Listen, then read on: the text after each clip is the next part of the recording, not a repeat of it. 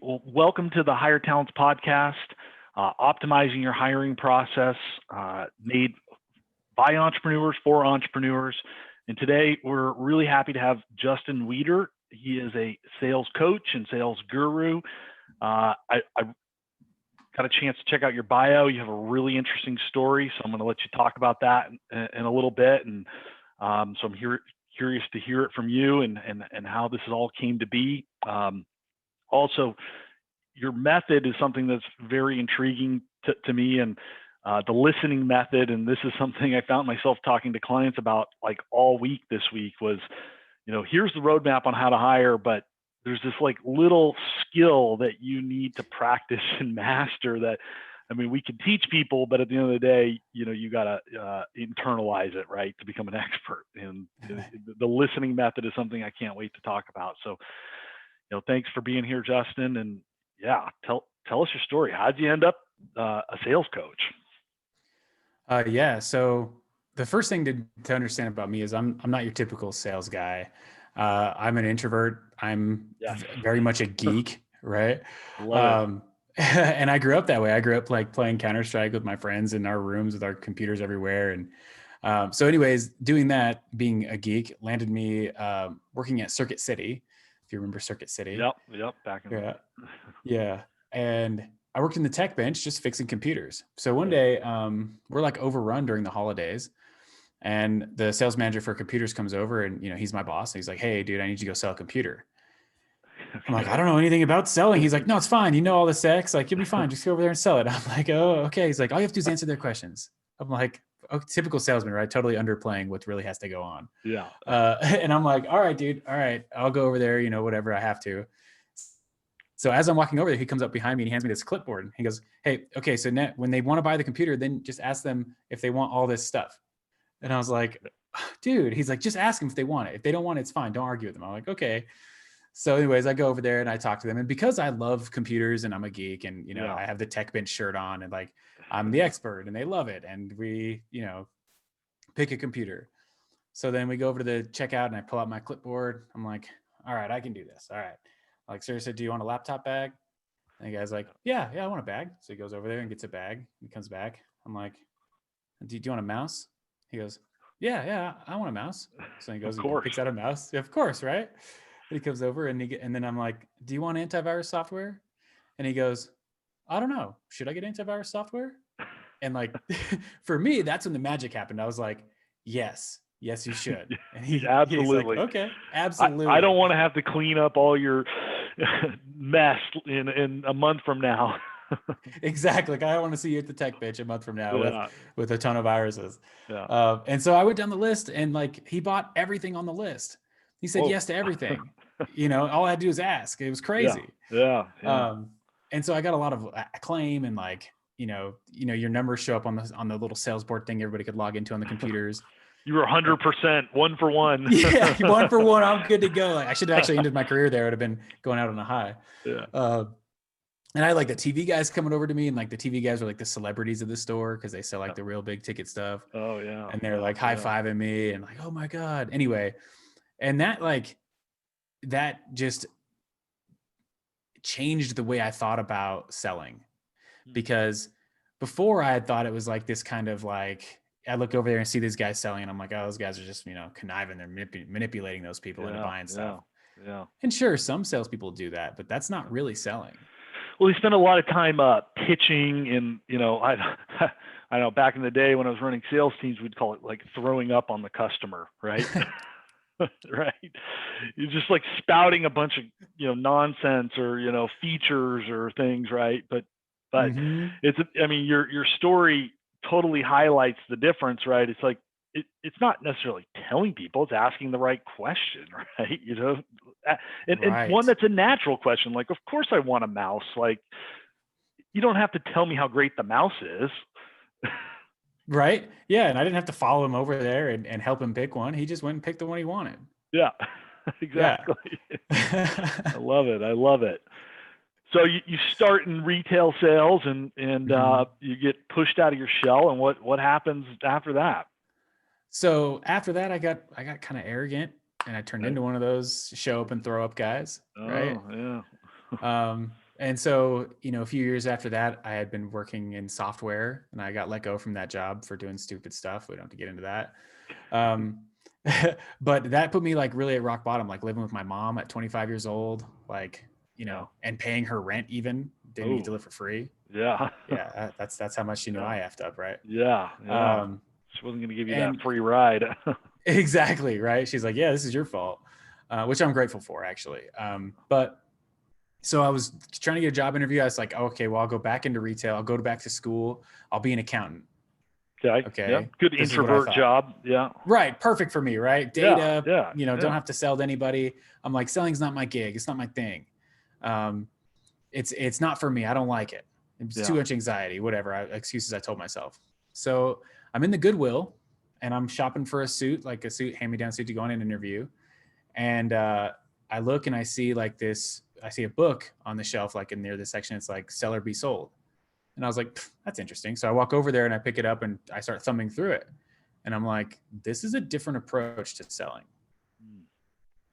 And I'm like, it's Grant Cardone, right? So Grant Yep. Cardone is still like Yeah. very in your face. But Yeah. I'm like, Yeah. I start reading some other stuff and it's like some ideas that really kind of made me nervous. But something just told me like, dude, just buy this book. I turned over, it was like $2. Yeah. I'm like, all right, I can Good, spare $2 for good sellers. price. Yeah, exactly. So I took that thing home and I read it. I read it cover to cover probably 5 or 6 times. Wow. And it really changed the way I looked at myself in terms of responsibility. And it kind of resold me on selling. So what was the biggest takeaway? I mean, what was the one thing after reading that book you were like, just completely changed you said it changed how you thought. What was it? Yeah. So it was where he says in the book at some point, I don't remember what chapter, but he says, life doesn't happen to you. Life happens because of you. Yeah. And I didn't get it till like the 4th or 5th read through. Because shortly after that, he goes, if you are in traffic, it's your fault. I'm like, that's not my fault. It's traffic. I can't control traffic. Yeah, it's like, well, yeah, you could have left earlier. Yeah. You should have known, right? You should have, anticipated or you made a provision for it, right? Yeah. Yeah. I love that one. Yeah. I mean, we spend, in our world, we, assessments and teaching people to hire and, we have a core philosophy. I mean, there's personality fit for roles, there's competency, and competency is a wide and varying topic, but the glue that holds everything together is your attitude. And attitude a lot of times is that, do I take responsibility for my own world, or do I use behaviors to sort of hide from it, right? And the traffic scenario is a perfect one. I mean, to me, it falls into blame, right? Like, it's not my fault there was traffic. And it's a great example because it's something that happens to all of us. And, every once in a while we all make a mistake and accidentally late, because we didn't anticipate the traffic or there was a car accident. And, it's easy to say, well, there's some things I just can't control about that. But it's much harder to say to yourself, like, you know what, it is my fault. I really should have planned for all the different contingencies, right? Yeah. Yeah. And it's a matter of like not beating yourself up, but just saying, yeah, I could have done something different. I could have. Yep. Right. Yep. And that since then has opened so many doors for me because people appreciate it. It's so rare. Yeah. That owning your own responsibility and who you are and what you do and taking responsibility for your actions. Yeah. It's a huge thing, man. And we see it far too often when people don't, right? And we see through it. So, yeah. How did you end up becoming a coach? Yeah. So after that, I had that kind of reckoning. I went through a series of jobs that just kept escalating in responsibility, commission size, et cetera. So I landed at this company as a fintech company called iLending Direct. Okay. And what we did is we helped people refinance their auto loans. Okay. And when I started there, I was like, man, I want to be a sales manager. So that was my goal. And eventually I made it there. I actually became the director of advanced training. Wow. Because my process was so repeatable. Yeah, they wanted me to teach it to everybody. Yeah. And most of what I was teaching people was their mindset about how much inputs you need to get your outputs out, as most of what I was around. And then also some advanced psychology and sales techniques and stuff. Yeah. But after about 6 months of doing that job, I mean, we as a company, we were crushing it. We were crushing goals every few months. And then the CEO decided that it would be a smart idea to change the way the managers were paid. Okay. So we were paid like a flat commission based on the production of the sales floor. Yeah. Piece of When the pie. you get a piece of the pie, right? And you had a salary. So they decided to give us a less than 10% bump in salary, and then make our piece of the pie contingent on hitting a goal, which on the surface, when they first told us that, I was like, oh, okay, cool. Like we'll crush goals. I'm fine with that. No worries.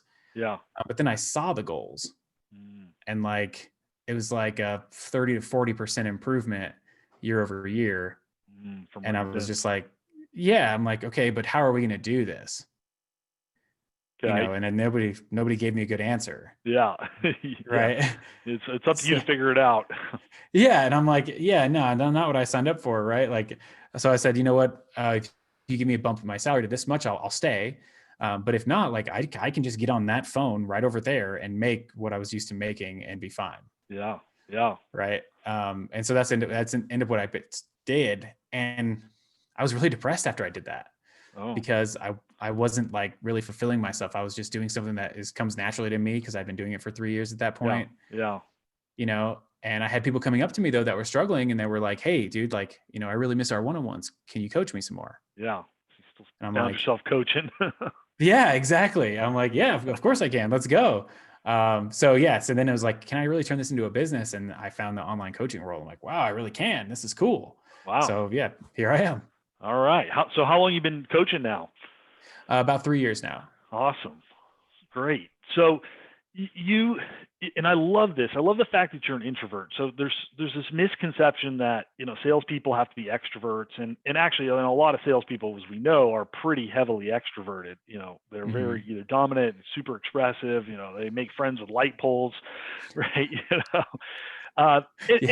And that is an important quality in sales, to be able to build rapport and to be able to put yourself out there. And I think that's the reason why extroverts tend to go to sales, right? They're more willing to just put themselves out there.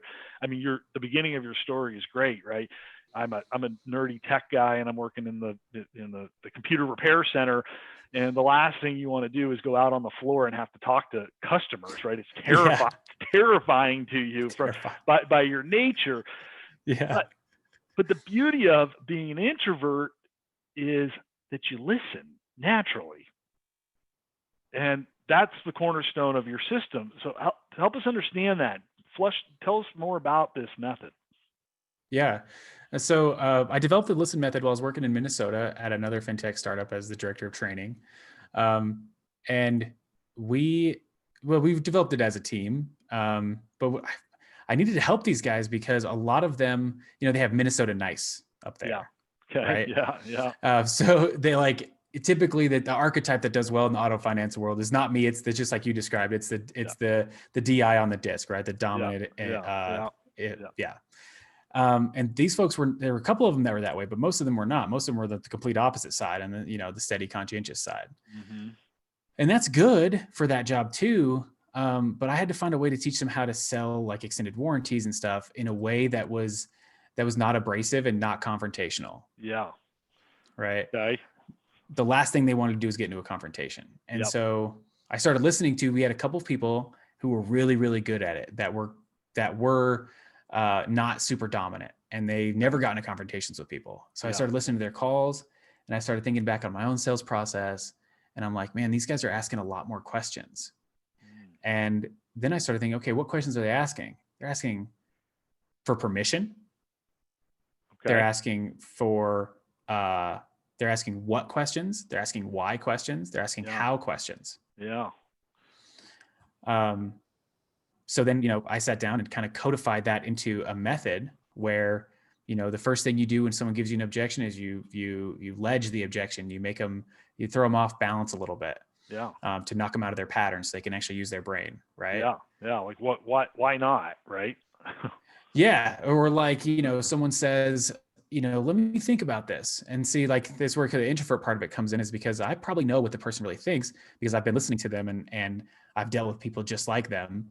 Yeah. We sell to the same type of pool of customers. So I really know what they're probably thinking. It's not that they want to think about it. It's that the price is too high. Yeah. Yeah. They're the nice way of saying no. It's a nice way of saying no. Yeah, exactly.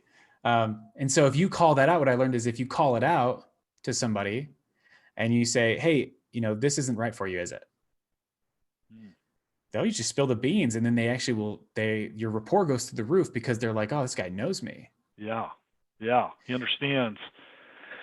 Yeah. I always tell sales guys, go for the no. And they're like, Yeah, what are you talking about? It's like, well, if they don't ever tell you no, then you have no chance of being able to understand why.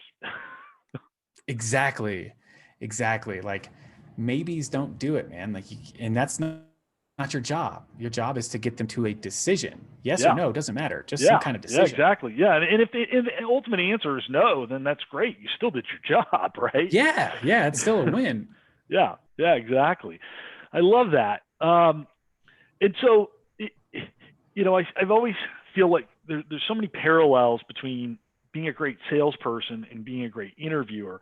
We call Mm. it the art of being curious because we spend a lot of time interviewing candidates, right? And it's the same thing. I mean, the people go into the job interview and they're on the defensive, just Mm-hmm. like a prospect is, right? So I Yeah. walk into a car dealership and last thing I want to do is be bombarded by a bunch of salespeople, and pushing me to take the next action or do anything. I want to just like check it out and like learn for myself. And I just want to understand about the car, right?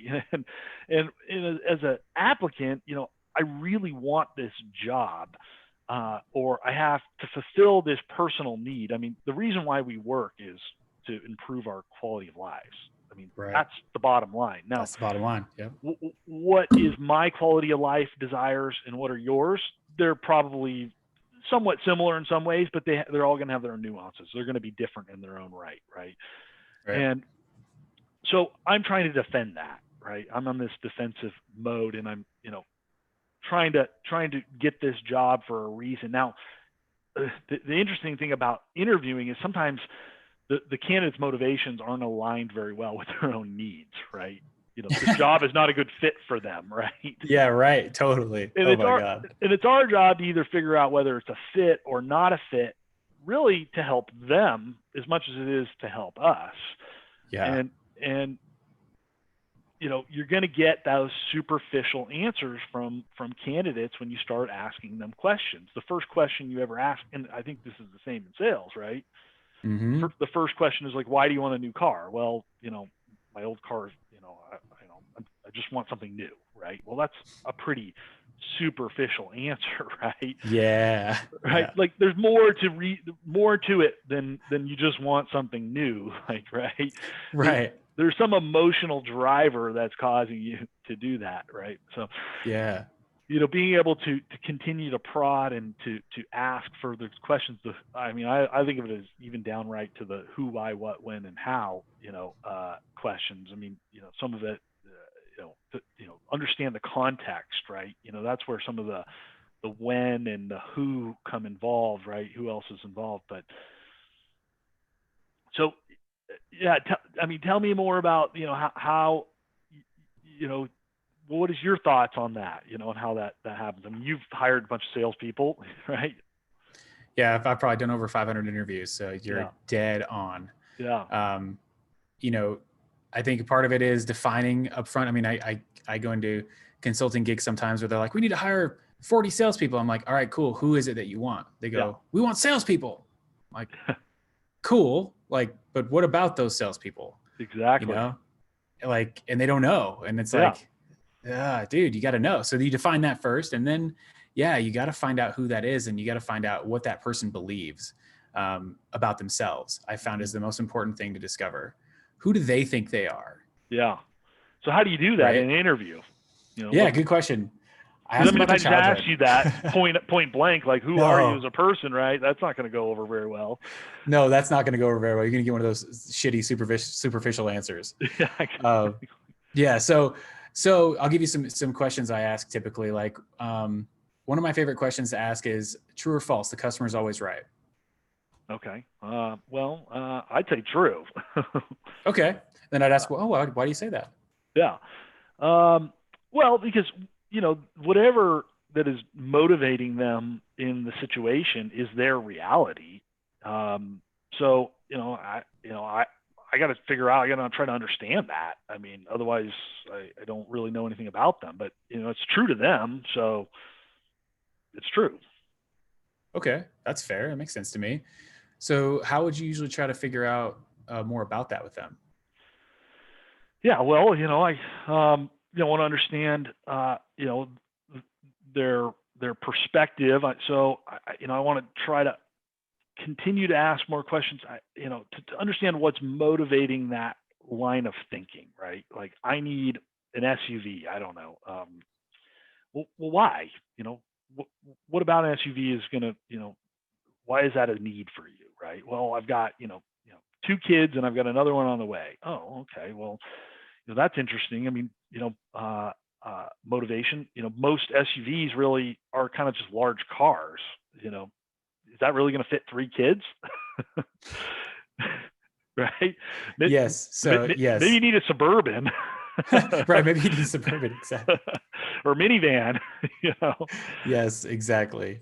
So that's the workings of a strong salesperson. Yeah. That Cool. right. I Like passed. that's somebody. Yeah, you passed. Boom. We would continue the interview. I've only spent my whole life in sales, and I'm only a mediocre sales guy. I'll tell you that too. But I've definitely All the good ones say that, by the way. Oh, okay. Well, I spent a lot of time like you studying sales and sales best practices, and I think one of the things one of my early mentors taught me is you got to practice, right? Mm-hmm. You got to do it over and over again. I think. So how do you teach somebody to be curious? Because I think it's a really uncomfortable thing, especially for an extrovert. So I'm probably like on the exact opposite spectrum as you. I'm like the most extroverted person ever, and all I want to do is hear myself talk. And I don't really know. I mean, if I hadn't been in the situation, been in my life and practiced as much, I mean, but how do you get to the point? Teach people to get to the point where they shut up and listen and ask good questions, because they can be really uncomfortable to ask. Yeah. So I think you nailed it. The first part of it is practice, and finding a way to make that practice fun.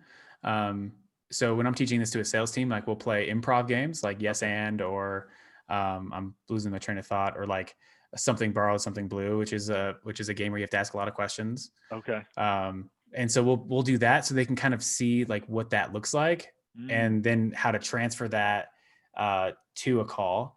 Okay. Well, also, it depends on the disc type, but if I have like a heavy dominant person, it's easy. All I have to do is give them a goal.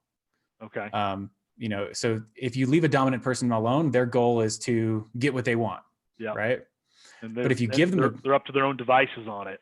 Yeah, exactly. And they're going to, they'll usually probably find a way, but it'll be very heavy handed, and some customers won't like that. Right. But if you give them a goal of like, hey, figure out this person's motivations. I need you to be able to tell me like why they do exactly what they do when you get off the phone. Yeah. Then you're tying them into that goal. Yeah. Yeah. Don't worry about closing them. I just want to know at the end of this call, what is their like real, true emotional motivation driver, right? And whatever the outcome is, don't worry about it. Exactly. If you can come back and explain it to me in detail, and that would be the same thing in hiring, right? When you walk out of an interview, if you can explain, in detail, the motivations that person has and has had throughout their career to get them to where they're at, then you're halfway there. Right. Yeah, you're right. Like if you can sit down and tell that person or tell the other people in your org who you think that person is based on what they told you. Yeah. And in use detail. Examples in detail. Yeah. Yeah. Cite evidence. Yeah. That's a big piece of it, right? That's a big piece of it. Yeah. Yeah. Well, I really try in hiring decisions not to go off feeling, I'm like, salespeople especially can make you feel however they want. Right. You got to go make sure this person's aligns with who you want. Yeah. Yeah. Yeah. I find especially with salespeople and in general in interviews, a lot of times people give you these, I sold $1 million, right, worth of stuff at my last company. But what we often, and as an interviewer, a lot of times, that might sound great. Well, geez, I want this guy to sell $1 million, but there's a lot of context behind that, right? Yeah. Well, like, what was your goal? Oh, it was $2 million. Well, you came up short, Yeah, right? that's a big miss. Yeah, it's a big miss, right? And like, well, why is the goal 2 million, right? And because there's different reasons. Well, I'm managing a book of business, and that book of business historically has put in 1.8 million in revenue every year. So all I got to do is pick up the phone and take the order, but I got to add another $200,000. So yeah, if they missed the goal, they obviously weren't, pushing the envelope, right? Right. So there's those little nuances that we forget to ask. People, we accept the superficial answer like, oh, I need to think about it. Because that seems to make sense. Oh, I need to It think does. about it. Right. I would like to be able to think about it, Yeah. like it does. And that's where people get tripped up. I run into salespeople sometimes that go, oh, I don't have problems with objections. I'm like, oh, okay. So then I go listen to the call. I'm like, well, this is an objection. Well, the guy just wanted me to email him some stuff. Okay. Well, that was 2 weeks ago. How did that email go over? Yeah. Have you got back on the phone? Did you close them? Right. Well, he just, okay. Well, what about you? Right. Yeah. And then we get into that. But that's the whole thing is we think on the surface level, what would make sense for us. Yeah. And just like you said, I want him to sell $1 million for me. Yeah. Like, yeah, but if he sold $1 million on a 2 million goal, he can't sell $1 million for you if that's exciting to you. Yeah, exactly. Yeah. If your right? goal's $1 million, but you're starting at whatever, right? It's you got to make it. You got to understand the who, why, what, when, and how around the person's past experience, right? Yes. Yeah. No, that's really good. So you're an introverted salesperson. I guess I'm curious.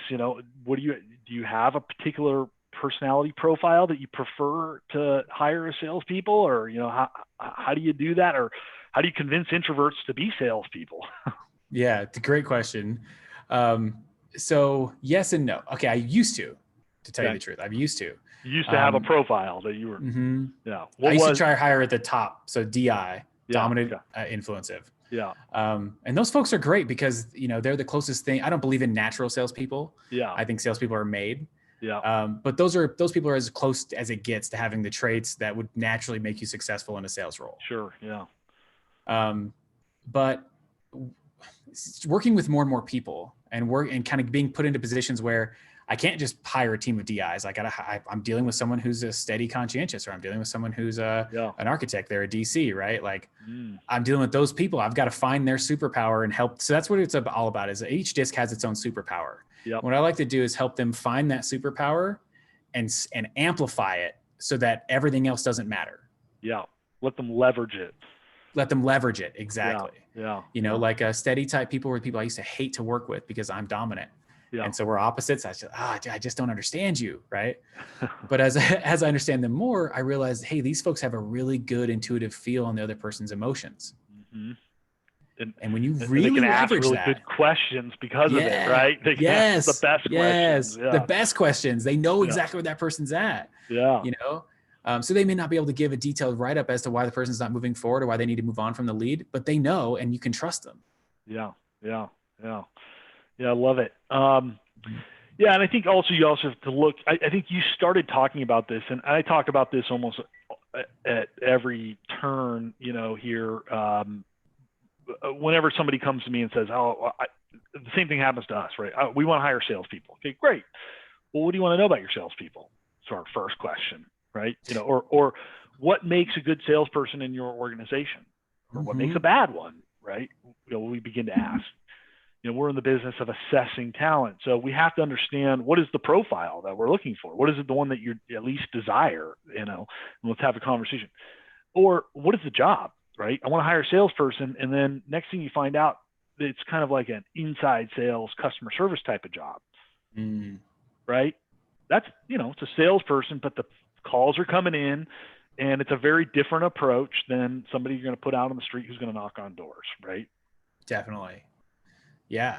You need a completely different personality profile, completely different goals, completely different income requirements. Those two people are going to want to make completely different money. Yep. Yeah, totally. Yeah, exactly. And so, and there'll be different qualities that ultimately that you want to hone in on, right? So yeah, that's really interesting. So how do you work with your clients to create that profile for people, or, to better understand their goals when they're hiring salespeople? That's a great question. So I usually ask them, what kind of salesperson do you think is the most successful, Yeah. and why? Yeah. And then I'll go out and double check that against their existing salespeople. Okay. And you Right. sit, listen in, or sell side by side with them. Yeah. Like Shadow them. Yeah. I'll go shadow them. Yep. I'll interview them, ask them questions, Okay. and see. And if it's different, I come back and say, so your top people are this way. You said you want this. Is there a good reason for that? Yeah. And Sometimes then, there is. yeah.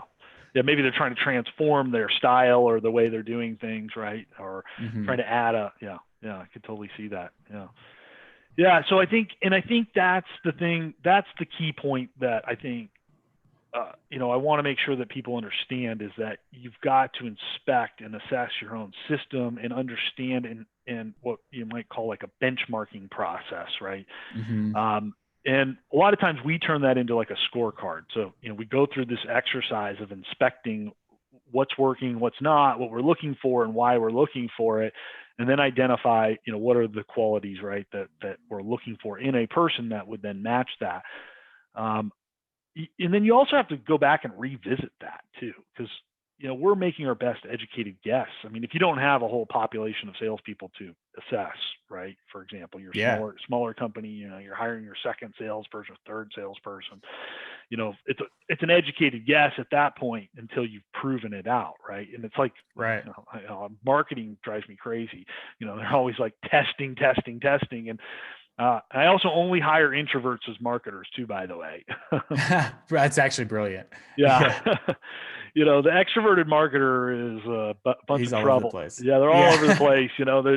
They're not so systematic. I mean, marketing is a systematic thing, just like sales ultimately is, and that's, I guess, the difficulty we run into with us extroverts is teaching us systems so that we actually follow them. Yes, that is probably the hardest part, is like, get into the system and be flexible, but follow the system though. Yeah, exactly. Yeah. It'll help you. It'll help you, I promise. Yeah, exactly. Good. Well, hey, this has been great. So I always, like 3 things that people can do tomorrow that will make an impact, in their sales efforts, and their hope, and then something they can do in their hiring, efforts. Yeah. In your sales efforts, when you hear something that's vague, clarify it. Tell me more. How do you mean? Yeah. Why do you say that? Right. Same thing in hiring. Same thing in hiring. Don't Exactly. understand what they meant. Ask more questions. Ask more questions. Yes. And that will build your rapport. The more questions you ask of an interviewee, the more open they become and more honest they get with you. Yeah.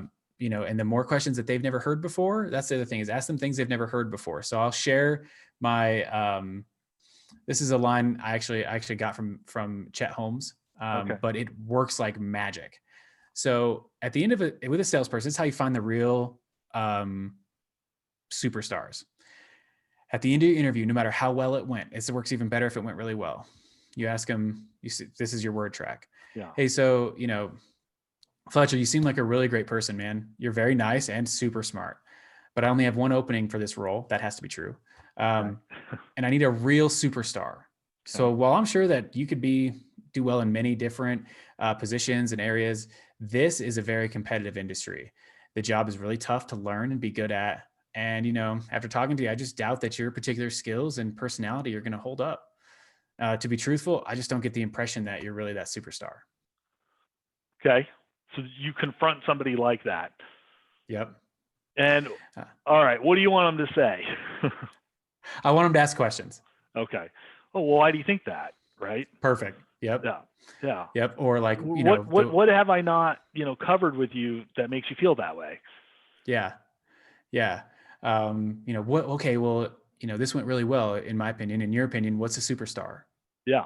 Oh, yeah. Yeah. Could you describe what a superstar is in your opinion? Yeah. Oh, right. And this is great advice for job seekers too, right? If you're sitting there and you're about to get rejected, ask questions, right? We always tell, you coach job seekers on this, right? Ask them, well, what do you expect from somebody in this role? Right. Right. How Where will did I you miss? how will you know if someone's successful? Oh, beautiful. That's a Right? great question. Yeah. Yeah. Yep. And I ask my clients Um, that all the time, but I tell candidates to ask the same exact question, right? yeah. Yeah. Yeah. Because just like in sales, you've got to know how they're going to measure success. Yeah. Yeah. If it's going to be about the number of doors I knock on, or is it about the amount of revenue I generate, or whatever it is, right? Right. Right. Customer feedback, or whatever it might be, right? Right. Yeah. And if it's not something that me as a salesperson, as a job seeker, that I want to align with, then cool. I've avoided that altogether. Yeah. I love it. I love it. All right. Well, this has been great, Justin. Very interesting. I'm so glad we were able to connect. How can our audience get in touch with you? Yeah. You can find me on my website at www.thecovertcloser.com. Or you can get me on Facebook. I'm Justin Mark on Facebook, MARK. And I have a Facebook group. It's like a mastermind for salespeople. Oh, It's nice. free. Yeah. And I do weekly book reviews there. And I've got a ton of free training in the unit section. So if you're a veteran or if you're new to sales, that's a great place to be. There's a ton of free stuff in there. Yeah, that's awesome. Cool. Well, it's been great chatting with you. I will sign off here.